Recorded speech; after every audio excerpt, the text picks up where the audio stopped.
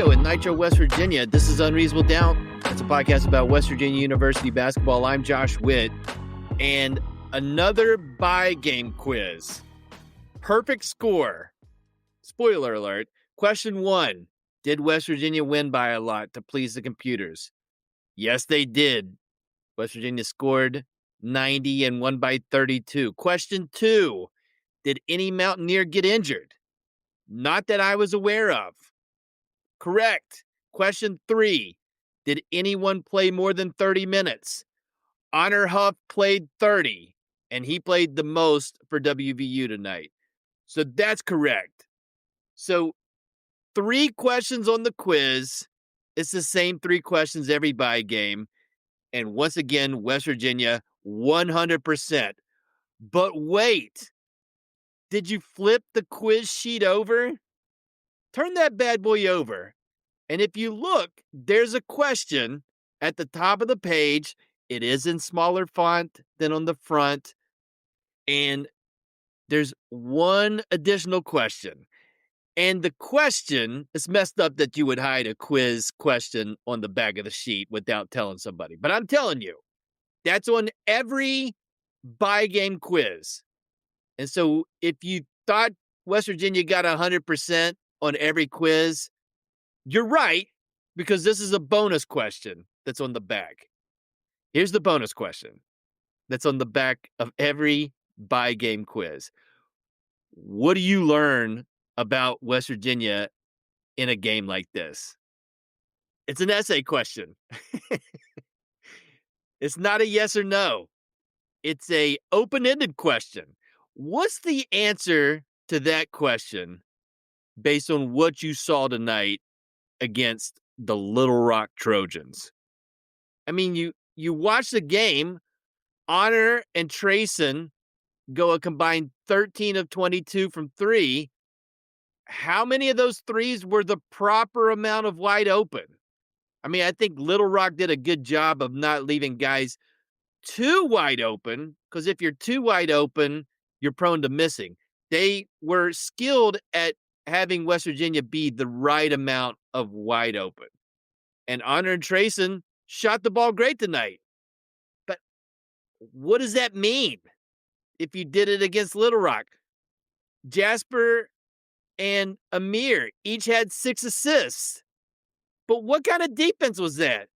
What kind of YMCA pickup game zone was Little Rock playing with respect to Little Rock? And poor Little Rock, it seems like they're having the season from you-know-where that WVU had 2 seasons ago. And their coach is permanent. They don't have the interim coach. Lorient had 6 offensive rebounds. But that zone, it was not a great zone. Little Rock's playing with 8 guys. And they're missing multiple starters. So when West Virginia does good against a team who's having the season from you-know-what do you do with that information? It's hard to gather a ton. I want to give, as bad as Eagle Staff's night was Saturday, I want to give him credit for having a good offensive game and being aggressive and making shots. It was against that. So I don't want to downplay that. It's the best case scenario for Eagle Staff as far as rebounding from a game where you didn't have a field goal attempt. That's the best case. He doesn't get to control who they played next. And who they played next they're having a dumpster fire season. I mean, what else did we learn from this game? The rotation looked a little bit different. No changes to the starting lineup. Ugasuk only played 3 minutes in the first half and sat a bunch before finishing the game in the garbage time section with Forsyth and the walk-on. Could Ugasuk be the first rotation casualty? Possibly. We've seen his minutes diminish with the increase in minutes from Chance Moore. who did Chance Moore things tonight. What else did we learn? Did Amir Jenkins lose the shoulder brace? That seems like a good sign for his health for the rest of the season. Did not serve him well at the free throw line, struggled at the free throw line. And he had like a 5-pound brace on his shoulder. So I'm sure it's different shooting the ball without that than with that. So he'll get that figured out. I think that's a good sign for his health for the season. He played, I believe, just 1 minute less than Jasper Floyd. But so that's a lot of answer to the bonus question on the back of the quiz. But if I shortened it, I would say to the question, what did we learn tonight? My answer in 4 words, I didn't learn much. And how can you if you're not a terrible team against what we saw tonight? And so now West Virginia has 2 games left in the non-conference schedule. And at this time of recording, West Virginia's non-conference schedule is currently, according to Ken Pomeroy's computer, the 356th toughest in Division I. If you start the number with 300 and then you say toughest, it feels wrong. There's only 9 Division I teams that have had an easier schedule in the non-conference so far. West Virginia is playing one of them on Saturday, so that's an interesting wrinkle. But it's Cupcake City, baby. Shout out to Dick Vitale. When West Virginia has played a team currently in the KenPom Top 100, they've lost. They're 0-3. When West Virginia has played a team outside the KenPom Top 100, they're undefeated. They're 8-0, and 6 of those 8 wins are against teams in the 300s, which is lowest of the low in Division I basketball. The 2 exceptions were the Camels of Campbell and Pittsburgh, who I might have to, I'll just go ahead and say, I apologize for getting it wrong saying that Pittsburgh is a good team. They can be good in the future, but they might not be good this season. And that win, that dominant win in a rivalry game feels great. It feels less great when you see Pitt lose to Quinnipiac, and who'd they lose to lately? Hofstra. They're not great. It's not great. And they're young, but not great. So Cupcake City, it's the softest non-conference schedule for WVU. And I think it'll finish this way since Ken Pomeroy's computer's been flipped on. And it's the softest non-conference schedule since the last 2 Press Virginia seasons. And one of those had Mississippi Valley State, the 2016-17 non-conference schedule, and the 2017-2018 non-conference schedule had Coppin State. And the 2025-2026 Mountaineers said, you know what? We'll play both of those teams in one season. Thus, and I'm sorry, Mississippi Valley State and Coppin State, things haven't changed much in 8 seasons. But if you're on the schedule, that definitely lowers the number for your non-conference schedule strength. And so then I look back, and based on what's happened so far this year, there's 20 games left. 18 of them are against teams in the KenPom Top 100 right now. And as I mentioned, West Virginia winless against the Top 100. So does that mean West Virginia is going to finish the season 10-21? The holidays are almost here, and if you still have names on your list, don't panic. Uncommon Goods makes holiday shopping stress-free and joyful with thousands of one-of-a-kind gifts you can't find anywhere else. I'm looking at my computer at Uncommon Goods. You type in West Virginia University. They got cool stuff, WVU themed. I've got the can-shaped glasses. They're my favorite glasses to drink out of. They got a college town wall sculpture, a stadium lights end table, super cool stuff, unique, one-of-a-kind gifts you can't find anywhere else. So don't wait. Make this holiday the year you give something truly unforgettable. To get 15% off your next gift, go to uncommongoods.com/musket. That's uncommongoods.com/musket for 15% off. Don't miss out on this limited time offer. Uncommon Goods. We're all out of the ordinary. I wouldn't bet that. That feels like a long shot. West Virginia has not got blown out yet against good teams. That's going to happen at least once.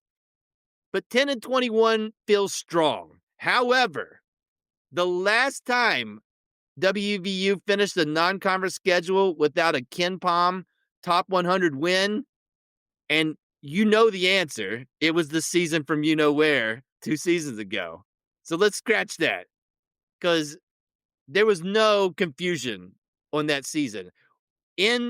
On the bye game quiz, West Virginia sometimes finished that quiz 0 for 3, and there's no way they even looked at the back of the sheet to see the bonus question, because we learned a ton. And if they did, I guess you get bonus points for answering the question on the back, but those were bad answers. There were games where they not only didn't win by a lot, but they lost.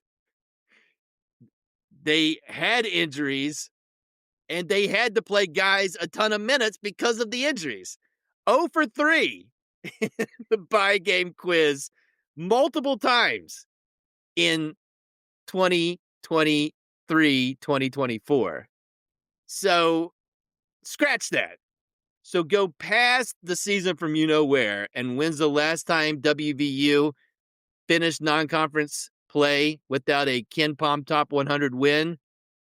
You got to go back to the 2018-2019 season, the season after the last Press Virginia team. And that team finished 15-21, and Issa and West got kicked off the team. and West Virginia gave up over 100 points to Coastal Carolina in the SAD tournament. It was a bad season. So that's a bad omen, bad example that history tells us. There's 2 other seasons that West Virginia didn't register a KenPom top 100 win in the non-conference, and they happened back to back. It was the 2 seasons in between the season that KJ and Truck graduated and when Javon and Daxter got to the program and Press Virginia started. So in the 2012-2013 season and the 2013-2014 season, West Virginia did not have a top 100 win. 2012-2013, that was Bob Huggins' first losing season at WVU. Again, not great historical reference there. And then 2013-2014, that was a 17-16 season and ended with a loss in a tiny Georgetown gym in the NIT. And then guys transferred, and then better days were ahead. But 3 seasons where West Virginia didn't get a top 100 non-conference win. Issa and West got kicked off the team, losing season, another losing season, and a barely winning record that ended in a sad gym in Washington, D.C. So based on history, WVU basketball history wants me to put all of my eggs in the you gotta beat Ohio State Saturday to have a chance at a good season. History says that. Do I want to do that? It feels unfair to have a must-win game before Christmas. That feels like a lot, and that feels extra, and there's plenty of season left. But man, history says you gotta leave Cleveland with the win. That's what history says. I'm not saying that. I'm struggling with that because I do think history, regardless of there's plenty of variables, different coaches, different players, different circumstances. It's all different. All I got is history. And history is not looking favorable on not getting a win against Ohio State. But I'm not doing that. History's doing that. Unreasonable Doubt is under the Smoking Musket umbrella. Go to smokingmusket.com. Read posts about WVU sports, daily throwdown. Check that out. Go to the Discord. We're talking about WVU sports and other stuff on the Smoking Musket Discord. Link for that is in the show notes. Listen to West by Pod, the WVU football podcast under the Smoking Musket umbrella. Do all that stuff. Smoking Musket. So let's get to it. The next game for WVU, Saturday, 8 p.m., ESPNU, Cleveland, Ohio. West Virginia goes to Cleveland to play the Ohio State Buckeyes. And of course, the last time West Virginia went to Cleveland to play the Buckeyes, Deuce McBride did the shoulder shrug, and fun was had by all. Different players, different coach, different season. And Ohio State is 7-2 coming into this one. One of their losses was at Pittsburgh on a logo 3 buzzer beater at the end of the game. And of course, West Virginia is catching Ohio State coming off of a loss, a conference loss at home to Illinois. Their point guard, Thornton, he went off for 34 tonight. And that wasn't his season high. So Thornton's good at basketball. He went for 38 earlier in the season. The stats say Ohio State's offense is really good. They shoot the 3 well, and they shoot a ton of 3s. When they shoot 2-pointers, they're the 3rd best team in Division I. They're good at getting to the foul line, and they shoot free throws really well. So they are really good at offense. They've scored more than 110 points in a game twice this season.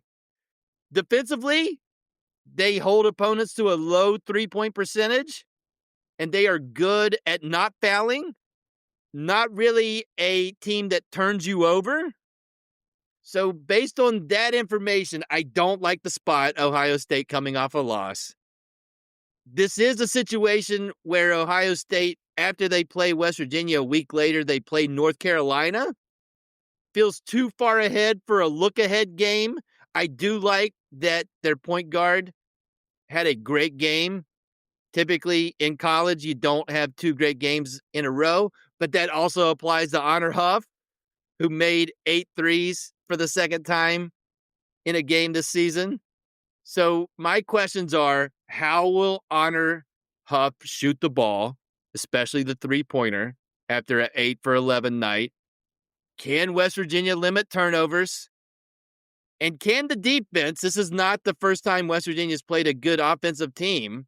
I would argue the 3 games they've lost, all those teams are good at offense. Can the defense finally have a good night against a good offensive team? You can't make me answer if this is a must-win. I'm not going to say it. I don't want to say, and I don't have to say it. I'm not obligated to say this is a must-win. History is demanding West Virginia win on Saturday versus Cleveland. But I'm not history. History is not a human being. History is history. Things that happen. And history tracks until you do something that doesn't align with history. And that's totally possible. Ugh. But man, the history is not good. I don't have to say it. And you can sue me, and that would be insane for you to do that. Shout out to ESPN Plus. I've got to watch all of the gameplay tonight. The last time ESPN Plus had a WVU men's basketball game, I can't say the same. So shout out to the fine folks at ESPN Plus for allowing me to watch all of the gameplay tonight. Bravo. You know what? Thank you, ESPN Plus. What? You deserve that. Shout out to you. I'm changing the subject on if this is a must win or not. What I'll tell you is that we'll find out, not if it's a must win. Can West Virginia beat a top 100 KenPom team before they get into conference play? We'll find out. That's it for this episode of Unreasonable Doubt. Listen on all the platforms, or just pick one. Apple Podcast, Spotify Podcast, Amazon Podcast, Pocket Cast Podcast, YouTube. Until next time, I'm Josh Witt, WVU for the 2025-2026 season. They have 8 wins and they had 3 losses.